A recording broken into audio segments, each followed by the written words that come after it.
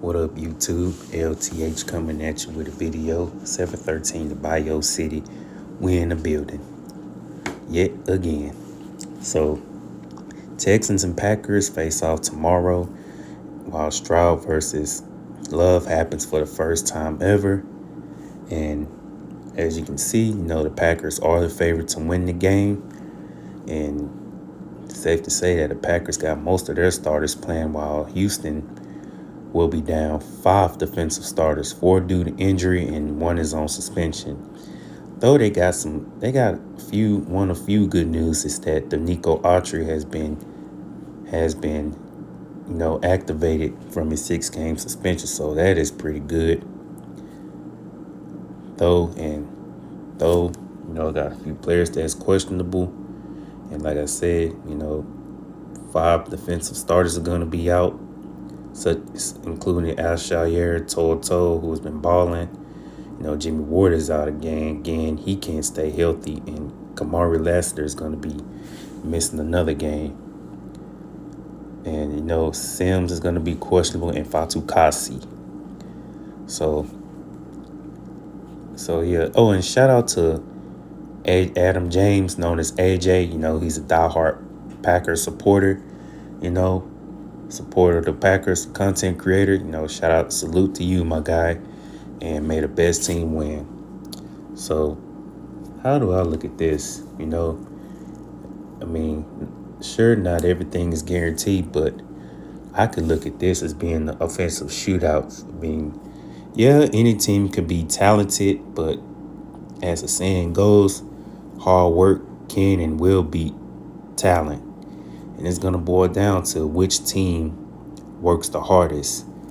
And I got to say, the Packers aren't going to be pushovers at all. And, it's going to be in Lambeau Field. It's already tough winning in that building. So, the crowd is going to be loud. So, Texans got to be ready for everything, including the crowd noise, because if allowed, it will rattle the Texans like that Minnesota crowd did in week 3. So, simple, the Texans, they got to score points and to win games, because, they did score like 40 points for the first time this year, along with cracking 30, but they got to definitely score points on both sides of the ball. And like I said, this could wind up being the shootout for sure. Not a lot of defense, a lot of firepower. It's going to come down to who wants it more and which defense can make clutch stops when it matters down the stretch. And, Jordan Love, when healthy, he's capable of doing great things. And they got Josh Jacobs, who's capable of having himself a good game if the Texans run defense, doesn't stop the run effectively. And, I could see the Texans relying on that D-line heavily, to take as much pressure off the secondary as possible. Because, Jordan Love would not hesitate to chunk the ball to an open receiver. So, in the defensive players that's stepping in for the Texans, got to really do their thing, ball out hard, as far as our backups concerned. Control it. Mixon got to have himself another good game to keep Jordan Love on the sideline as long as possible. And Dalton Schultz, he got to step it up since he has the most to prove this game.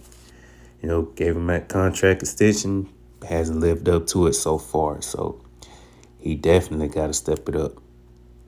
And Diggs and, online got to really be on their P's and Q's. And Diggs and Dale, got to really continue filling in the void for Nico Collins until, at least until he gets back 1,000% full strength.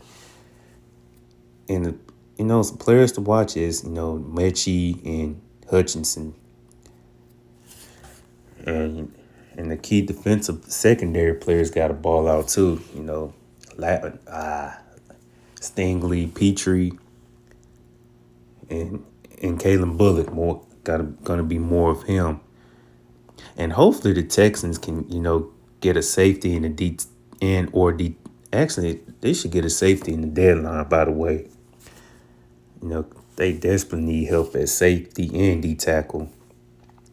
And, hopefully, hopefully, the whole game is injury free, for both teams at that. But Houston has to stop the run and find a way to create turnovers, even with backups. And I know force Jordan Love into some sacks and uncomfortable throws in the pocket. At least keep him in the pocket. You know, don't let him go outside the pocket because he'll scramble that thing. But really, control the time of possession, ball control, protect the football, neutralize the crowd noise, keep the crowd quiet for most of the game. And yeah, I picked Green Bay to win this game, but, I feel like this could go either way, but if Houston wins, hey, I'll be glad to admit that they proved me wrong. But if the Packers win, hey, I wouldn't be upset, I mean, it is what it is because there's going to be games that the Texans lose for sure. Since I had them going 12-5 to start before the beginning of before the season started. So, yeah, score touchdowns on both sides, like play mistake-free football and Houston wins this game. But like I say, it's going to come down to, who protects the football better, who can make clutch stops when it matters and, you know, and who makes the least amount of mistakes, which is like me saying which team is more disciplined.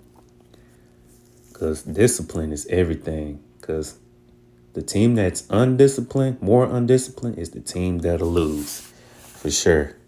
So, yeah, that's my preview for. Oh, yeah. And some news that Cam Akers was traded back to the Minnesota Vikings. He had like 140 some yards and a TD on the ground. So I guess in the wake of Damian Pierce, having himself a solid game last week against the Patriots, who needs to have another solid game as well. If he continues to improve and better himself, him and Mixon can be, effective 1-2 punches on the ground. Which reminds me of, those two running backs of the Lions, Jahmyr Gibbs and David Montgomery. But yeah, that's it. That's about all I got. So let's go Texans. Hey, let's get this win tomorrow. Go Texans. I'm out.